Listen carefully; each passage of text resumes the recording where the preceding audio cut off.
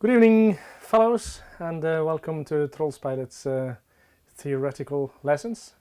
We had promised today to talk about preconditions to power. The reason being that to ride a horse that's already developing a lot of power is really difficult, and most people might not have access to it, or having access to it, we might have some trouble with all that power.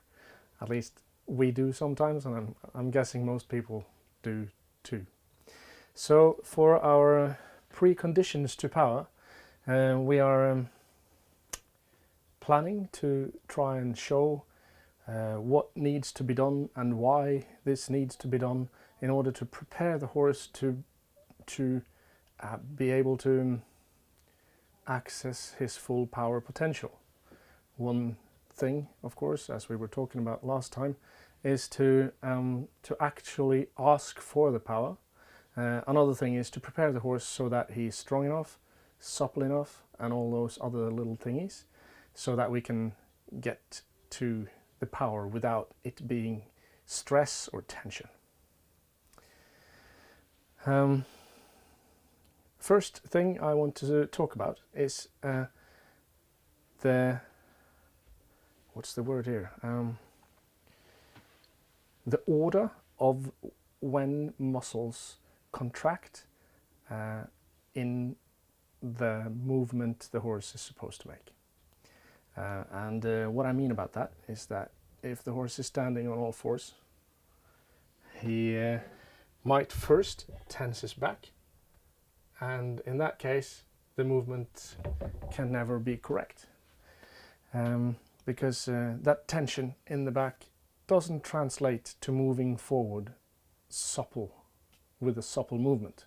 So what we're going to talk a lot about is rhythm, and what we up here in the cold north and the Germans call takt, and those things are slightly different. I think about the takt as a marching band does. When they do their marching, they march the same takt all the time. 1, 2, 1, 2. It's supposed to be a 120 beat, isn't it, when you're marching? I think so. 120 beat. So if you walk like that all the time, then the takt is correct. However, there's something called rhythm as well, in music at least, and it is in dancing, and it is also something called rhythm in riding. And for the purpose of this demonstration, we are going to talk about rhythm as which muscles have to contract in which order for the rhythm to become correct. And the reasoning for that is that the horse has 4 legs. As opposed to us, we have only 2. So if I move one leg forward, I'm good to go for the next one. While the horse can move this leg forward first, or this one, or maybe that. What happens then? What are we looking for?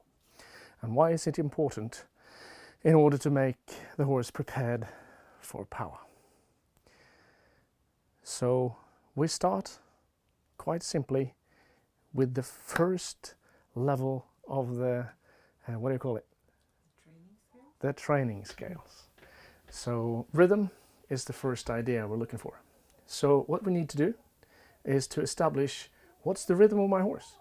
And we talked about that the last time, but you have to start the horse from the hind leg first. But even if you start the horse with the hind leg first, if the horse is already tense in his back, it doesn't help. You can't do it correctly then anyway. So we have to be able to allow the horse to be relaxed through the back. Mostly that also means you have to make the horse, or allow the horse to be relaxed through the neck.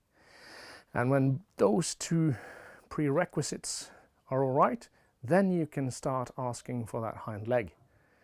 So I already know that a few of you have tried that with the hind legs, and I know that some of you succeeded, and that doesn't mean that we have finished our training of the horse yet, of course. So what we're going to try and accomplish is to make the horse so relaxed, even under high duress, that you can access all the power at the same time. For people who train heavy, lift heavy weights, for instance, they think about this in terms of, or some of them, think about this in terms of you need to be able to think while you strain. So the idea is that if you pick up a very heavy weight on your back, for instance, and you want to go and bend down with that weight, you need to be able to notice what's going on in your body. Not only get down there and get back up, because you can screw that up in many, many different ways, but if you're on your way down and your knee collapses to the inside, you need to be able to catch that as it happens and say, no, no, no, no, no inside, and push the knee back out, for instance. The technicalities of that doesn't really matter for us right now, but the idea is that you need to be able to think while you strain. And if you translate that to horse speak, then the horse needs to be relaxed while also moving. So what we're looking at here is the same kind of relaxedness and poise that you can see in a very good ballet dancer. It is not the type of relaxedness that you can feel on your couch right now, for what I know, but at least that's not the same thing. We're looking for relaxed as in when the muscles move the same way, or all the muscles help to move the bones in the correct direction at the same time. Say if you're trying out a new movement for the first time, normally you will feel that you're weak, you will feel that you will struggle to do it smoothly. It'll be jerky and difficult to do that new difficult movement.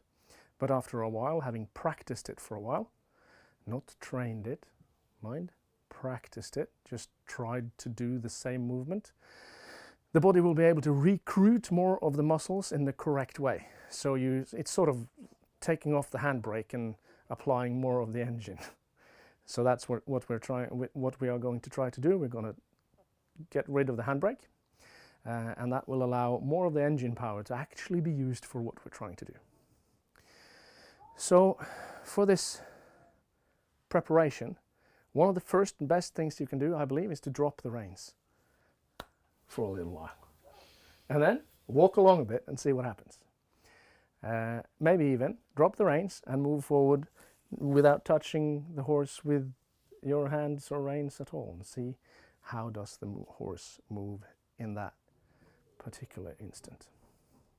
So the horse needs to be allowed to stretch all the way down in order to be allowed to shorten all the way up. Of course, when you shorten the horse all the way up, the top line becomes longer and longer, right? Which goes to show that the musculature needs to be allowed to stretch to get to the right point. Right. So this is it's difficult to explain this very simply so that everybody just pops it, but it isn't so hard to do in the beginning. The first thing you need to do is to let the horse relax its neck, and then you need to let the horse relax its back. Relaxing the neck isn't so hard. You let go of the reins, and that will normally help a lot. Sometimes you will have to fiddle around a little bit, and it's hard to explain exactly how to do that, but you have to fiddle around a little bit to see how you can help the horse stretch further down. We want the horse to stretch his nose so far down that it almost touches the ground, and still the nose needs to be at or in front just of the perpendicular to the ground. You will find mostly that the horse will either be quite a bit behind or quite a bit in front of the perpendicularity, and it shouldn't be any of those. It should be very close to the real thing. So, having let the horse relax its neck, you come to the difficult part, and that's to make the horse relax through its back. That's really difficult. And the reason it's difficult is that you're sitting on top there. And what we need to do, what dressage or training the horse is about, is to move the weight from the front legs to the hind legs. And you have to do that somehow. You can't just cut off pieces and put them on the back side. That won't help much. So what you have to do is to establish a bridge that will be able to lift the front end via the strength of the hindquarters, right? So putting the hind legs under, that everybody's heard about, and then those muscles in the hind legs need to lift the whole horse up in front. Not easy to accomplish, but we need to make the horse relax its back first. And we're going to try and explain that by way of using how the saddle is constructed for our to show the way to do the correct movement. Right. The saddle is constructed so that if that's forward and you're sitting on the horse, you will find that the stirrups are connected in front of where your center of gravity will be seated in the saddle. Some 10 or 15 centimeters, somewhere in between there normally. The idea behind that is that you should always be able to move the weight of yourself from one end of the saddle to the other whenever you like. This needs to be done in such a rhythm that the horse will allow the correct, or that you allow the horse the correct movement forward. So the idea being that if you grab your stirrups a little bit with your toes and then you lift yourself forward, then you have moved all the weight from the seat bones to the balls of your feet. And in that moment that we just stop the movie and you're lifting forward, in that moment you have made the hind cantle, the rear cantle of the saddle, as light as possible. And that allows the back of the horse to move up in the rear part. And then as the horse moves forward, you allow your weight back down in the seat bones. And then you move your weight from the stirrups that are in the front cantle and move it back so that the horse can roll its back forward and lift the front end. And you repeat it every stride. Easy. It is easy when you can do it. It's hard to learn if you can't. So in that way, you will always be able to make or allow the horse as much freedom of movement in his back as possible. That's the idea behind the modern saddle. And that isn't all that difficult if you can just get the right movement through your hips. But it's an if there that sometimes is really difficult, because most of us are seated in a position like this most of every day. Or at least many hours. Most of us started school when we were, I don't know, 6 or something like that. And from that day, you have been sat down on a chair for quite a few hours, or most people have. And this position is something that you get sort of stuck in, because the body gets good at doing what it practices a lot. And if you sit a lot, you practice being in this position quite a lot. While what we need to do is being in this position quite a lot. And I'm sure most people have tried, when they get up from a chair having sat down for too long, you get that when you try to get up, you can't get anything more than this out of your getting up, and your hips are still as closed as they can be when they need to be open like that. And it's that opening of the hip, first and foremost forward, but also a little bit outwards, that allows the horse to move freely through his back. And that free movement through the back is what will allow the horse to move in the correct rhythm. And the correct rhythm is paramount if you want the horse to have impulsion and collection and power. That's it. No, I'm just kidding. Yes? Can you say something about, the Rising Trot? Because many people might think that you're talking about the Rising Trot now. Oh, yeah. But you were actually talking about the sitting trot. This is a seated working trot, or it is a seated any trot, but seated. So if you're going to do the Rising Trot, that is, in my opinion, it's sort of the same movement really. It's just massively exaggerated because you're moving your bum up from the saddle quite a bit, and you have to move quite a bit forward because the horse is taking quite a long stride while you're standing up. So if you're seated on the horse, you don't have to make as big a movement, but it is also because you don't make as much movement, you have to be more precise in order to not constrain the horse from freer movement. So quite often it is advantageous to do a rising trot. Personally, I bloody hate the thing. That's just me though. But I do it because it works. So anyway, so the idea being that the rising trot makes you move in a much bigger movement, like from all the way down here to all the way up here somewhere, while the movement we're talking about in the riding is just a little bit of a circle through the hip like that. Idea being the same anyway. It's the same movement you're supposed to do. However, most people will, at the rising trot, for instance, they will stand up from their seat like this, so the butt moves back like that, and that movement can't be correct for the horse. And the horse somehow feels that rhythm. Yeah. Magic, probably, I don't know, but the horse feels it. And you all know that the horse feels whatever you're doing, right? So that should cover, I believe, the rising trot. And I normally just talk about the seated trot. If I say trot, that's what I'm talking about. I will say rising trot if I were to talk about it ever again. Just joking, yes? A question? Yes. Nadine is asking about the movement in the seat that you're talking about now. Yes.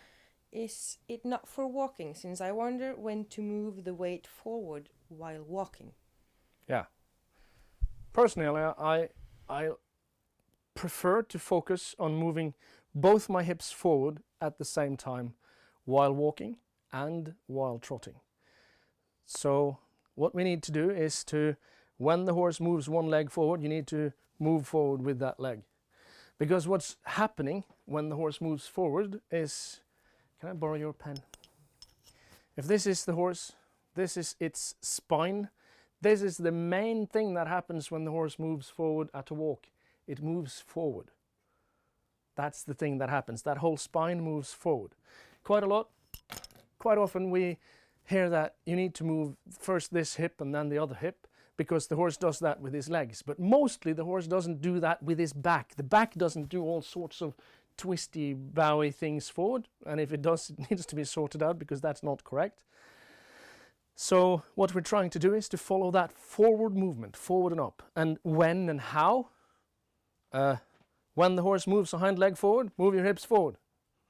Then the other leg comes along, move that one too. That's what I'm trying. That's what you need to do. All right, so this allows the horse to be relaxed through the back. It also allows the correct rhythm in the back, so that the horse doesn't do the down into his back, but the up and forward through his back instead, which is obviously what we want and what everybody wants. Quite often you will see that horses, when they trot, it is especially obvious at a very large trot. You will see that the horse lifts one front leg very high and the other front leg is still on the ground very far back. And what happens then mostly is that the horse will be dropping his rib cage in the middle like this, in order to give his shoulder more freedom to move up. And that freedom to move up there means that you can't be in the correct rhythm. And quite often you can see that these horses will trot like this, and you can see, in photos at least, that only one foot is on the ground at the same time, which is obviously not correct if we want the tucked and the rhythm to be correct. And we do. Right, so we have gotten so far now that the horse is now relaxed through his neck, maybe, and relaxed through the back, even more maybe. And what we're going to try and do now is to prepare the horse's shoulders and hindquarters, because we have prepared the neck and the back so that we can make the horse move freely forward. What we do then is to start working the horse in circles. We start to work the horse with a bend, and we start to work the horse sideways. If you ask 1,000 different riders, you will get at least 1,000 or more, maybe 2,000 different answers on how to do this. And many of them are correct. It depends on what quality you need in this particular horse that you're riding. And also, and this is extremely important in my opinion, also the qualities of the rider. So let's put it this way. If you are very strong and a little bit stiff, then you should probably concern yourself with making your horse as relaxed and as supple as possible. If you are very supple and soft-hearted, then maybe you should try to focus more on making your horse stronger, and that means or make the horse stronger or push off more with his hind legs and stuff like that, and that makes for a slightly different approach. So what I'm trying to say is that many different things will work for different riders, and even the same rider on different horses, and even the same rider on the same horse.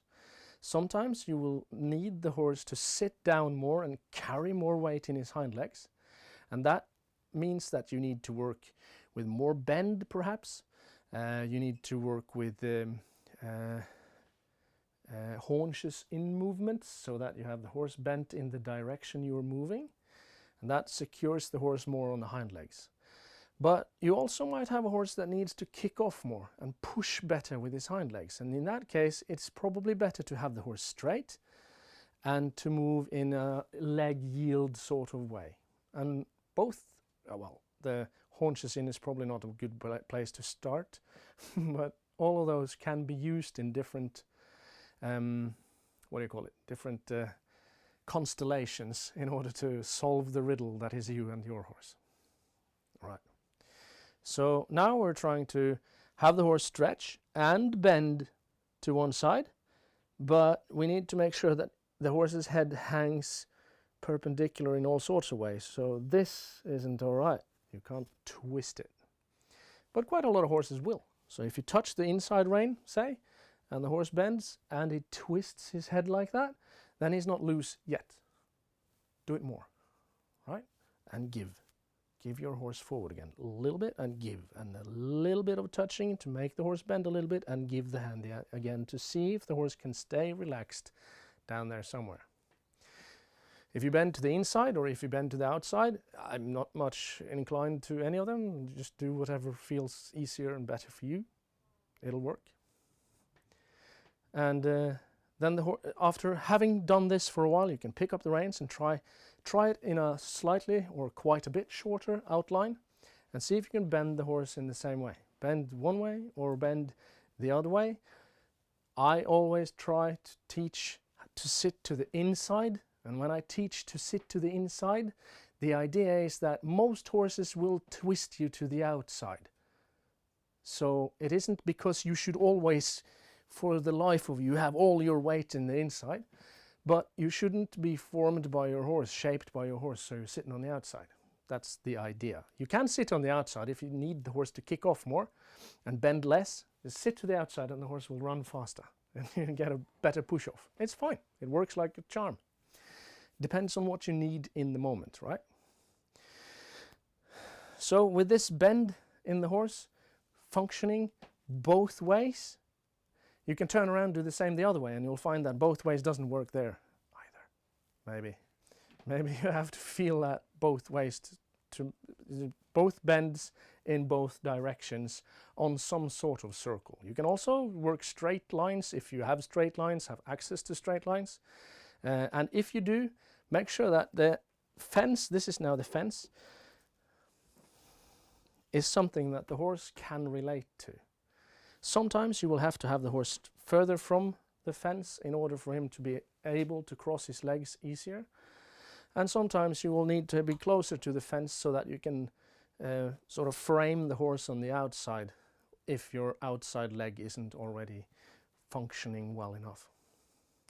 But we're working on bending the horse, and the bend at the moment helps the horse through the lower neck. It helps the horse relax through the shoulders, especially at the walk. The stretch in the walk is extremely important because the outside front will still be staying on the ground while the inside hind grips forward. That makes a very long stretch for the horse from that hip to the outside shoulder across the back. So that is a very nice way to make the horse really supple through the back and neck and shoulders. And if you've got the back, neck and shoulders, then you can start thinking about the hind legs, right? So this is where we're trying to go. Okay. At this time, I would normally just pick up my reins and ride forward. So now I'm going to have to take a short stop for a question. Vilde is asking, can you say something about the effect of hacking uphill in order to make the horse push properly with its hind legs? Is this a good way to teach the horse to put more weight on its hind legs, hacking uphill? Okay. So personally, I don't use hacking for training my horse. I can use hacking for relaxing my mind, for relaxing the horse's mind. It is possible to use it in all sorts of ways. But the idea is always, in my opinion, that the horse should do what you are doing. That is the idea that I work with and we work with here. So I can answer the question like this. I wouldn't use uphills to make the horse understand or push better with his hind legs. I wouldn't do that. Doesn't mean it doesn't work.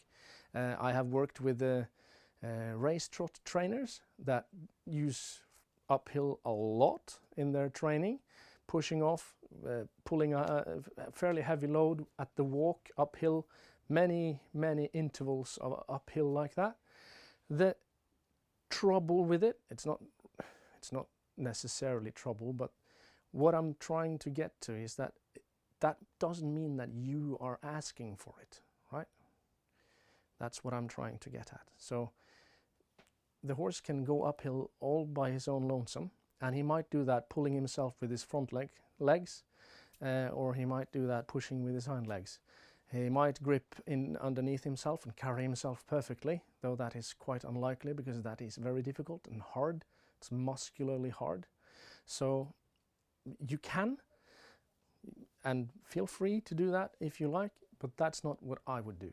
I would train the horse in the sandbox because that's what I do, in order to make the horse respond to what I am doing, not to the terrain around or whatever like that. Because what if I want to run fast up the hill, or what if I want to run collected up the hill? I don't never know in advance what I really want to do. So my answer to the question is that's not what I do. All right. Did you have a question? Or did I just... just referring to that question. Just referring to that one. All right. So we've gotten so far as we're now bending our horses both sides. We're riding a little bit sideways, maybe. Sometimes, if you bend the horse will not bend so much. He will just, when you sort of grab the inside mouth, the horse will turn all of himself sideways instead of bending. That means the horse is stiff through the spine for sure, and it also means that the horse is likely to try and compensate for that by being very flexible somewhere through the hips or shoulders. So that's what I try to do then, is use whatever the horse gives me. So if I try to bend the horse and the horse wants to go sideways, okay, we can go sideways for a while, then we turn around and go sideways the other way for a while, and then we go back to it and see, can we bend now? And if the answer is no, then I try to bend towards the fence, or I work on trying to make the horse loose through the neck, maybe even from the ground, from in-hand work, or I might try to actually help the musculature with manipulation with my hands and fingers. And that helps in quite a lot of cases, quite a lot. So, in my opinion, this is what I would do to prepare the horse for power. Sounds easy, was fairly short. You can't do this in the time that we have allowed right now. Unless, of course, your horse is already prepared for power, in which case you have wasted your time. I have wasted your time. Yes? What about the hind legs and looseness? The hind legs and looseness, can you please... the horse can be stiff in the hind legs, yes. Can't it? Yes. Are you going to talk something about that? Yes. We can work on that quite a lot. So the question, as you probably heard, is how about the stiffness in the hind legs? And this is sort of what I work on always when I ride. I think about the hind legs. I try to influence the hind legs. I do that in hand, and I do that while I ride. And I always try to split that up and sort of make so small problems of it as I can. The most difficult thing you can have the horse do with his hind legs is to sit down deep in some way or other and jump from that deep position and land in the same deep position again. You can do that at the trot. That's called passage. So the horse jumps from one leg to the other like that, and is always balanced and poised and strong and supple, and you can just, if you open your hand, you'll just shoot straight through the walls. Very much fun. Not through the walls, but the other stuff. Or you can do the same thing at a courbette, depending on your definition of the courbette. The front legs might touch the ground or they might not, but the horse is supposed to sit down and jump from his hind legs and up. And if you can do that and control that, then you can access all sorts of power in the hindquarters. Yes, question, does it fit? What about when the horse loses the outside shoulder or the inside leg? How would you correct that?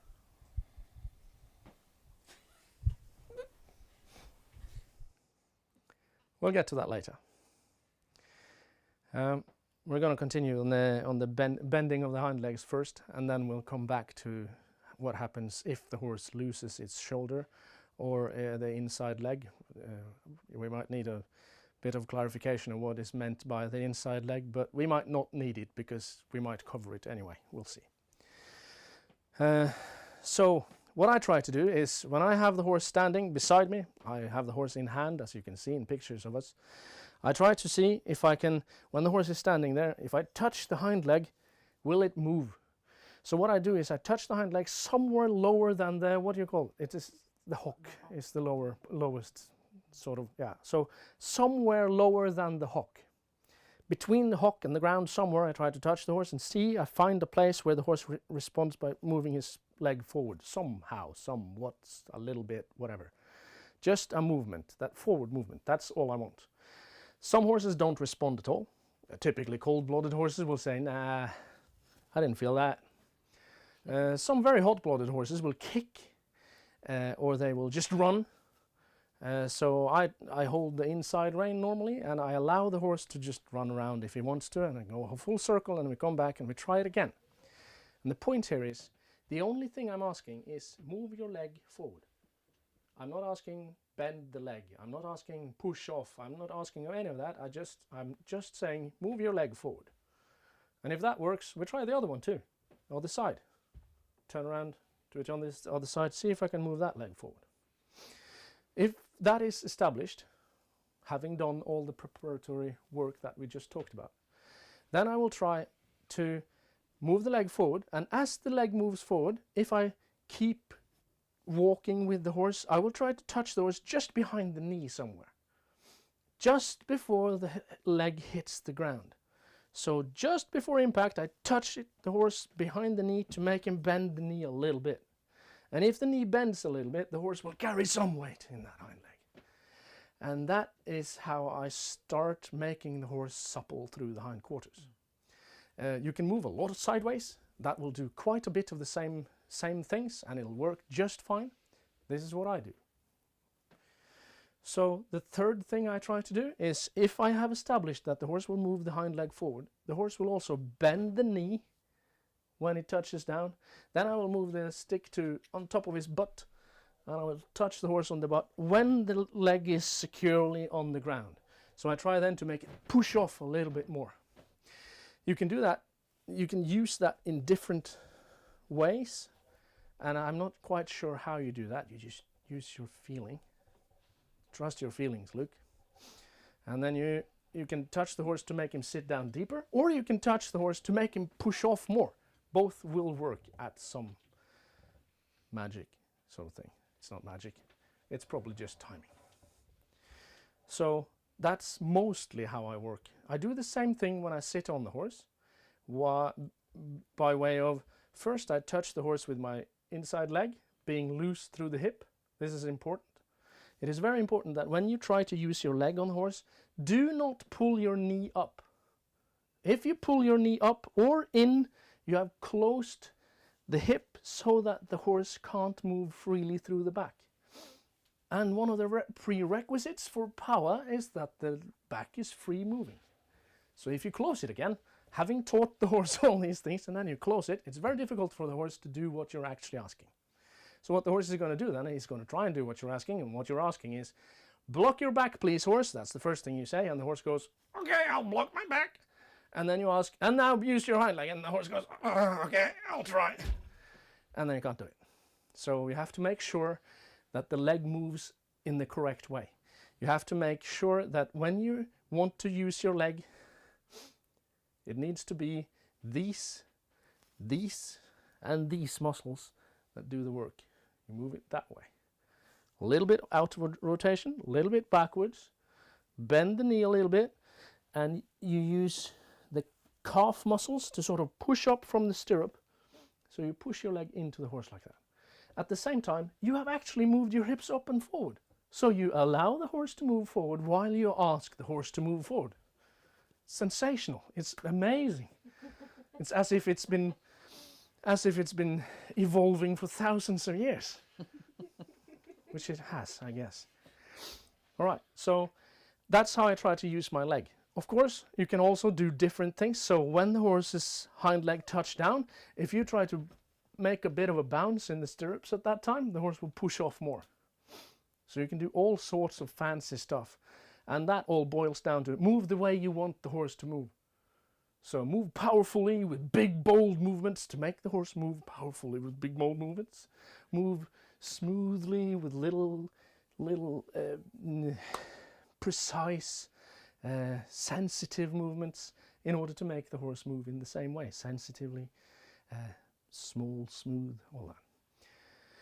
But that's sort of, you can't teach all that in this little bit of a lesson here. All right. If I have control of both the hind legs in the way that I just described now, the shoulder will never run away, ever. Unless, of course, I mess up and do everything else wrong. But that is a prerequisite. So the whole idea with the shoulder goes out or sticks out or whatever, that the shoulder in itself can't much stick out. It's sort of attached to your body. So what it actually means is that some parts of the spine, i.e. mostly the neck, bend more than the rest of the spine, seen in the light of how the whole spine should and can bend in any way. Obviously the spine is quite restricted in how much it can bend through the rib cage. But it is very free in how much it can bend in the neck, and it is quite free in how much it can bend in the lower back region, more than in the rib cage area anyway. So if you're trying to make your horse turn or bend and you feel that the outside shoulder is sticking out, you're probably holding the horse with the inside rein too much. You're also probably sitting on to the outside of the horse, having collapsed your hip or your midsection or something like that, most likely. And then the horse starts to just wander off in that outwards direction. And if you then, in that shortened position the horse is already in, try to take up the outside rein to correct it, the position will be even shorter and it becomes very difficult. So what you need to think about then is to prepare the horse properly instead of trying to correct the shoulder in that specific moment. You can of course do that at a competition, but that's not what we are talking about here. We are talking about how to train the horse to some level. So what you have to do then is to allow the horse to stretch back and find a good curve through the spine. Then you can try to find a contact in your outside rein, and then you can try and see how much can you move the horse in with that contact without the horse going tense. So that's how I correct the shoulder. The inside hind, I correct the way that I talked about how to make the leg move. So that should cover that, I believe. More questions? Hege Höjby is asking if the horse is rushing. Do you have any tip here? It makes a loose rein a bit difficult to work with. Yes. This is one of the really difficult paradoxes in riding, right? It's very difficult to, in a few words, just be able to correct that problem. But if the horse is rushing, I would say it's probably not correctly prepared in one of two ways. Either the horse rushes because you're still stiff or blocking through the hips, / the horse doesn't have the capacity through its back and neck to carry you properly without becoming some sort of stressed. It's not probably no danger, but that is probably a thing. The other thing it can be is that you have not asserted who is in charge of what's going on. That is the other thing. So, for instance, if your body is allowed or allows the horse to move without resistance, then it is, per definition, the horse that decides how to move.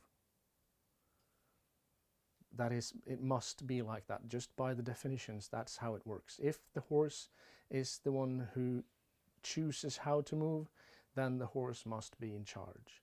And if the horse feels that he or she is in charge, then it is very difficult to just let the horse do whatever he or she wants, because she will. Quite simply. So you have to then make sure you are correcting your own body, or make sure that you assert who is in charge of you and the horse on the ground. And you can do that by putting the horse in a slightly difficult physical position.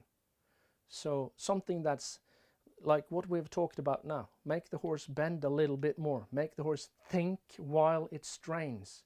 And make the horse, make the horse attend to you. Make the horse be attentive to you is what I'm trying to say. Make the horse be attentive to you while it works hard with its own body.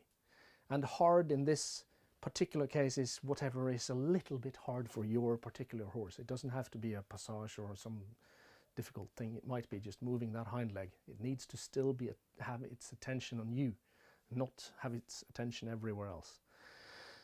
So when that's said, what I try to do, if some student has this problem and I'm teaching, I try to correct the seat, find the correct position, find relaxedness in the hips, find balance in the upper body, then we let the rein loose, and then we let the horse walk. But when the horse walks and starts rushing instantly, then we take the horse into a circle.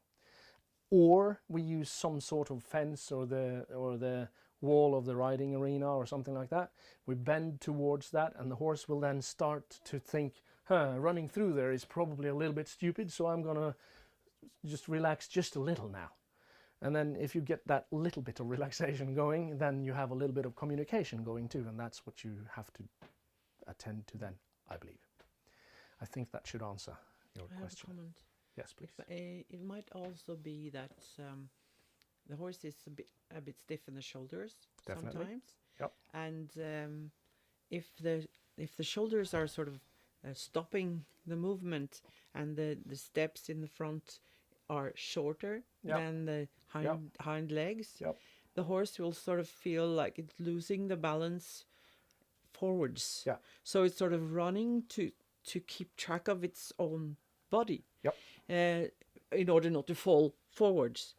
So then it's and what Pelle is saying, that when you're bending the horse, you're actually stretching the shoulders so that the horse will feel a little more loose through the shoulders. Yep. But also what Pelle says, that if the horse is starting actually with his hind legs, it will sort of be lighter on the forehand, so that it doesn't block its shoulders in the same way. So it's sort of a positive or negative circle, because it's when a horse is falling forwards in that way, it's very difficult to get him to start with a hind leg. So yeah, so that was just a small comment on that shoulder thing. Yeah. So this works fine with the rhythm idea. It's like if the guy walking in front of you when you're marching has shorter legs than you have, and you're trying to walk with the everybody is supposed to walk the same length of stride. Yeah.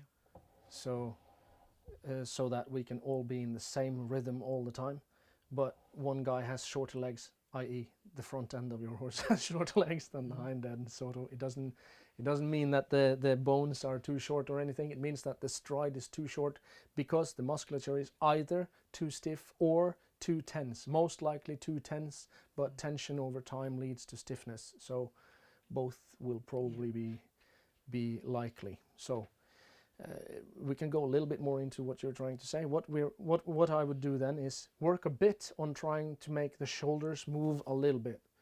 Don't work too much on that, because if you keep working just on making the shoulders loose, the shoulders will become stiff, because that's the only thing you're working, and it's becoming stronger and stronger. And unless you make a concerted effort to, the horse will carry most of his weight on the front legs. So this is difficult in the sense that it's easy to just keep going the same track, but you need to get the horse to cross his legs both ways like that, just a little bit. Then you need to make sure that the hind leg, when it hits the ground, bends. If it does bend when it hits the ground, then the horse can relax into the walk, if both of those prerequisites are there. Yes. I have another question. Yes. About the rotational forces through the back. Oh. You sure you want to go into this hornet's nest? No, but you can do it. But I can do it. Thank you. Thank you. Yes. There are a lot of rotational forces necessarily through the spine of especially an animal that has its spine horizontally aligned. When it moves forward, of course also when you're straight up, but it becomes quite different. The idea is that when the horse pushes off with one hind leg, then the hips will shift from that side to this side, and that makes at least 2, maybe 3 different movements through the back. One should be that the back rolls up and forward like that. This is extremely exaggerated. It should be just a slight idea of that. The tension through the back, positive tension through the back, not the negative too tense back, but the tension that is needed in musculature in order for it to do any work at all, should regulate how much the back rolls forward. And you can think like this: if you put in a lot of power from the hind legs like that into that back as it should move forward, if you just relax all the muscle on top, then it will just flop and all the energy just dies right there. It goes away. Which means that if you can have a horse very relaxed, then it can cope with a lot of power, because it will be able to take up a lot of errors and little movements that didn't work out perfectly from the start, and those go away in that little bit of a wave forward. So if the horse then pushes the same way, but the back is completely rigid, that will mean that all the power goes straight forward in the first movement. But of course, this whole hindquarters of the horse, if we call this the pelvis of the horse, it's situated like that. The spine is stuck in here somewhere, right? Or this is extremely simplified, right? So the pelvis can move this way in this plane. It can move in this plane, and it can move in this plane too. I found this on the web. You can shut up. A talking pelvis. It's Elvis the pelvis, actually. So it's got all those sorts of little movements in all sorts of ways, and that can make the spine twist even. And quite often you can see, or you can feel when you sit on your horse, you can feel when you have your legs into the horse and the horse is moving, you can always almost, you can feel that the whole rib cage is moving back and from side to side like this a little bit. And that is a nice movement to follow along. But you shouldn't exaggerate it, because it means that the horse is moving like this, which isn't always the most efficient way of transmitting power forward and upwards. So you have to be able to sort of control or have an influence on how the spine moves. So you shouldn't exaggerate that movement, but you shouldn't block it either. No movement of the spine should be blocked by the rider, but all movement in the spine should be influenced by the rider. That's why we are there. If we're not, you can just teach the horse to do the thing and then sit backwards and take photos while we ride. That's fine. But that's another thing that we're trying to explain here. Does that explain some of what you're asking for? Yes, and also I'm wondering about this rotational force, if it's too large, as you say, how does that influence on the movement in the hip joints of the horse? All right. Because, you know... Yeah.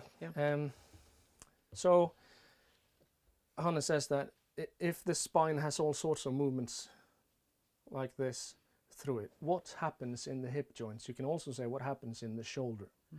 And what happens with humans, at least, and it looks like this is what happens with horses too, is that if the spine is completely loose, then the hips and shoulders will be quite stiff, and vice versa.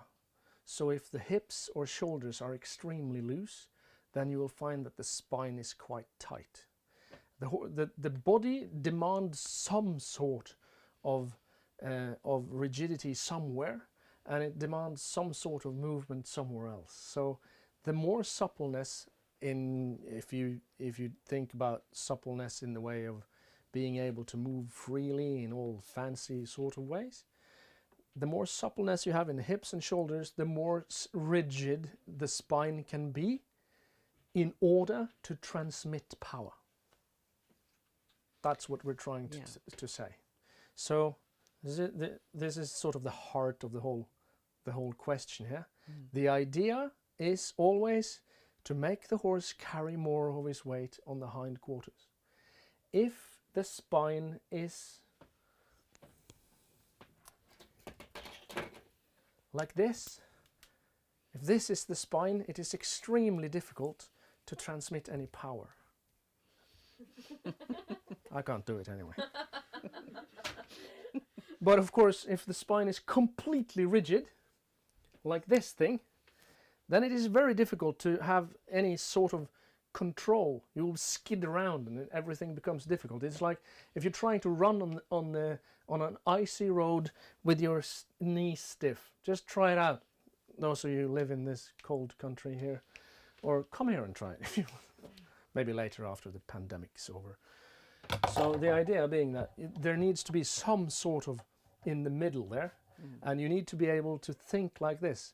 The more power you want transmitted from the front end of the horse to the back end of the horse so that you can lift the front, the more rigid the back must be. And if it is any truth in the fact that we believe is a fact, that if the spine is stiff, then the hips and shoulders must be movable in order to get any good movement. Then you need to have very flexible hip joints enabled to carry enough to have a fairly stiff back. So it comes back and bites itself in the... Because that when you're talking about a stiff back and also a swinging back, it's easy to misunderstand that because the rigid back can sound as if it's like something that is really stiff and not movable. But you want the horse to lift the back up like this in a stable way. So if the rider is blocking his hips, it's sort of breaking that stability, so that the horse cannot lift the front section up for each step. That is very difficult for many people to understand, how how the the transfer of the weight from the front end of the horse to the back end is actually a dynamic process that is happening through each step. Something that is the horse is taking lifting some weight from the front end of the horse to the back end by lifting the front end up for each step. Each stride. Each stride. That's very difficult to keep in your head because it is a very complex idea. But we can try and dumb it down so that I can understand it at least. I think like this. If the horse stands on all four legs like this, if he hangs his hind legs out like that and hangs over his shoulders, then he can carry all his weight on the front legs. But he can do that even if he has his hind legs under. It is still possible, as you see, to carry almost no weight on the hind legs. It is also possible to have the hind legs under and to have the back really tight like this, and you can lift, but you can't perform any forward flow of movement through that rigid back. And you can also demonstrate that starting with the hind legs thing. Yeah. With the same exercise. Yeah, that's possible too. That you guys should actually do that at home. Just get down on your all fours and try to start with a hind leg or try to start with the front leg and see the difference in your back. Do that. Try that. Get out on all fours and crawl around on your living room floor. Especially with the weight with your on your spouse back. looking. It's always fun. Yeah. Have your spouse sit on your back. That's even more fun. Yeah. Yes, we have more questions. Yeah, one more. Vilde is asking, what are your ways of motivating an energy-saving horse to move more or do what you do without them becoming tense, but rather wanting to participate more? What is my way? Take away stiffness. That's your way.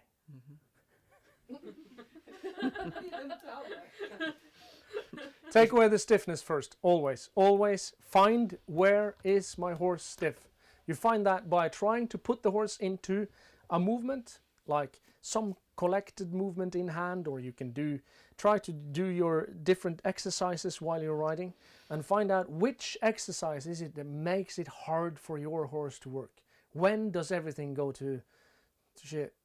And then when you find that point, then you have to find out what is it that I'm hitting in my horse that is makes it so difficult in this particular movement. Is it the bend and the inside hind under, or is it the bend with outside hind under, or is it straightness with both legs coming underneath, or is it to keep the neck and withers rounded and up while moving forward? Or you have to find which thing is a problem.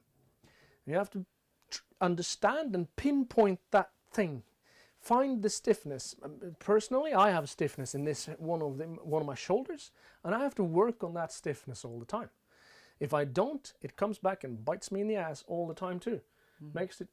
Everything becomes more difficult until that stiffness ruins for the movement in my hips, which is weird because my hands don't even touch the ground most of the time. Believe it or not. Knuckle dragger, isn't that the word? It's the same thing as that we were talking about when the horse is moving too fast. It's because the shoulders are too tight. But if some horses are moving slowly because the shoulders are too tight. Yeah. So then then the horse. Short. Yeah. So the horse feels that, oh, this is tight and horrible. I can't just push a lot of power into here, and then the horse just mutes that power. Yeah. And then you don't gain access to it. So what I would do is first I test if the horse can move freely through the shoulders. If the horse can move freely through the shoulders, I test, can he move freely through the hind legs? Yes. And then I say, but do you listen to me? And most horses don't listen really tightly to their owner.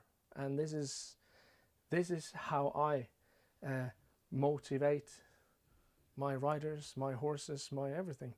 I try to give as precise and honest feedback as I am possibly able to. And I do that to the horses as well. And when the horses are really attentive, I will be able to move around with the horse so that my chest and the horse's chest move in relation to each other as if they're the same thing. And by that point, motivation isn't a problem anymore, because we both want the same thing. And then if we fail, if we can't do it, that is because we run into some physical problem that's too hard to overcome for the maturity of that horse or for the musculature of that horse. So that's what I think about that, how to motivate. I don't use particular other things to motivate. Yeah, because horses really want to move. They want to and move. if you can help them to Yes. move, they will be happy. So you don't need to motivate them by... Sometimes you need... If it's really difficult for a horse, you can motivate them with a pat or something nice to Or eat, even a or something treat like or something. Yeah, but the real motivation is to be able to move freely. If you can help the horse to move freely, they will become happy. So that is our goal. And it isn't, that's no mumbo jumbo of any sort. What actually happens is that when the horse moves good, well, then the brain will spray out a lot of fantastic drugs for the brain to enjoy. That's why they become happy. It's no more, it doesn't spray it out, but or in maybe. Anyway, that's what actually happens. Layman's explanation, because that's what I am. Did you have more questions? Yeah, oh yeah, awesome. Bring it. Eva is asking, how can you collect a horse that always keeps her neck and head pinned upwards? She's also very stiff, but you already answered that.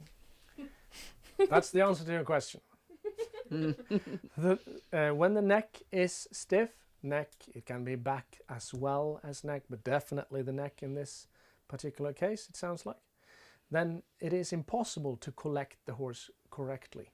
As outlined by the ideas that we have presented here, if the horse is tense through the neck, then the first muscles to tense up in order to move will be the neck muscles. And that's not very productive, is it? So what we need to do then is to allow the horse to relax the neck first. And then we have to check whether the back will relax as well. And then we try to put a little bit of energy in, but just a little bit, because collection isn't something that you can just snap your, well, depending on your glove, you can't just snap your fingers and then get some collection out of the horse. You have to be able to first relax the neck, relax the back, and then engage the hindquarters first using your stick or whatever, lower down than the hock, then at the behind the stifle, then on top of the butt, when and if the horse responds forwards like that. So first, just take that horse that wants to have her or his head up all the time, help the horse relax. If you have to lengthen your reins 1 meter, please do. It is quite all right. When you have the horse relaxed like that, the horse will start responding to what you're doing instead of being reactive. So that it goes, if you try to touch the reins, the horse inverts its neck instantly. That's being reactive. What we want is responsive. So that if I touch the rein, the horse goes, oh, what's going on here? And then everything becomes very nice. But it isn't easy to do. It sounds like a simple thing, just let go of the rein. But it isn't necessarily easy. But I promise that if you do it this way, then results come rolling pretty quickly, because you don't run into the same problem all the time. It's important. Yes, good question. I like it. And this one, how do you solve the loss of energy when the horse sits too much on the hindquarters and lose all thrust? Good. That is a really good question. That's really complex. Okay, in order to answer this one, I'm going to put some preconditions in place. I'm going to pretend that this horse is in a perfect collected state. I have no idea, obviously. I don't know who it is. I don't know which horse it is. But the point is, if the horse sits down too much, it will be impossible to jump forward. And it isn't that hard to understand, really. Just do this. Pick up the heaviest weight you can manage to stand up with, and then start squatting. No, don't do that. Please don't. But the idea is that if you bend your knees with all that weight on your back like this, you will feel everything but strong, and you will be unable to move any faster than this when you're coming back up. And that is what is going on then. The horse has understood and learned that he can sit down and carry the weight in the hindquarters. So you have developed half of what you need, which is fantastic, very good, very nice. What you need to do then is to, like we said initially, when you're doing your sideways movements, for instance, don't put all your weight on the inside and don't bend the horse too much to the inside. Have the horse more straight, but move sideways and sit maybe to the outside and practice to do a leg yield at the trot, for instance. That will give your horse more power to push off, but even more important, you will be able then to train your horse so that horse can practice pushing off. And when he has practiced pushing off a lot, then it becomes a lot easier to do it more. So it is good that you have got the horse to where he can sit down properly. That's fantastic. Next step for you will be to push off. Another thing that I try to do quite often, if the horse wants to sit too much and don't move forward, I think it's a quotation from Garinière's book on horsemanship. He says that if the horse never kicks back, he is stiff or he will become stiff. So what I will do then is I work my horse in hand and I tickle the hind legs until the horse kick back. So I make the horse kick out. Sounds scary. Don't do this at home, kids, unless you know what you're doing or like to pretend to know what you're doing. So make the horse kick out a little bit, because it might be that some of the musculature on the front of the thigh is very strong and very tight. That is one of the things that can happen. If the horse sits down like that, it is likely that he's sitting in these muscles. So these muscles are carrying. If I move like this, the hip joints hardly move, but the knees move. That means that the musculature that keeps the knee straight or tries to keep the knee straight moves or strengthens or tightens first. What the horse needs to do is more of sitting back into his hamstrings. That is the strongest muscle in the horse. So one thing is to make the horse kick out a bit. That might loosen up some things. Another thing you can try to do is to work the horse in hand, and when he sits down, give him a tap on the butt somewhere. It can be on the furthest back point you can find, or it can be on top of the butt somewhere. Sometimes it even helps to try and touch the horse in the lumbar spine somewhere with the stick. All of those may help the horse understand how to move forward, but I tend towards thinking that you need to work more on pushing off in slightly easier movements like the leg yield. That's what I would answer to that. Mm-hmm. Good. More questions? No more questions? Yeah. Very nice. Mm-hmm. You have any questions? A lot of them, but Oh, I no. think we will. I think we don't have time. Or have we got time, Ivar? It's after 9 o'clock, so. Mm-hmm. So perhaps it's time to. Have I rambled for an hour already? Yeah. Wow. And we've got lots of other things to talk about, and I guess you will, for the next session, talk about more about how to actually obtain collection, for instance. Or I'm what? not going to stand here and answer that. I will not be held No, responsible to that before I've been allowed to think a little bit about what is a Yeah. good thing. but there are lots more things to talk about when it comes to collection and power in riding. Oh yeah. So, yeah, question?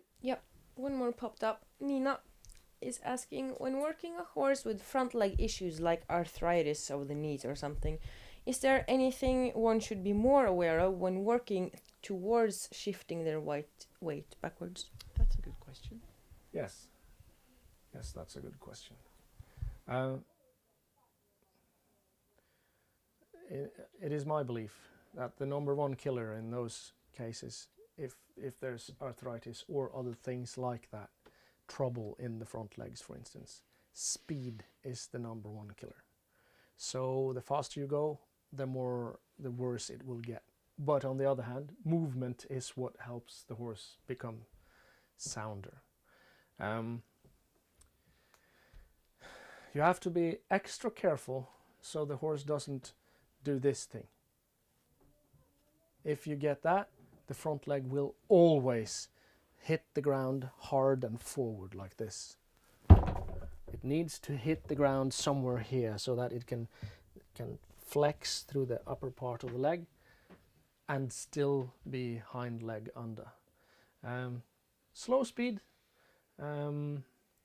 Make sure that you don't ask the horse to do things that are so difficult that, for instance, the hooves are spinning on the surface a lot. That means that you're probably asking the horse to do something that is at too acute an angle, and that gives sort of weird, twisty rotational forces through several of the joints, and it isn't necessarily a good thing. So be careful with your exercises. Don't ask as much as you perhaps would like to. That's what I will answer to that. All right, so prerequisites to power. Relaxation is number one. You need to be able to have the horse relaxed, to have the horse think while it strains. This is something we do in our training of our students as well. We try to apply pressure to the students so they have to think while under quite a bit of stress. And the laughter should, I think, punctuate that pretty well. Yeah? Keeps popping up questions. Very good.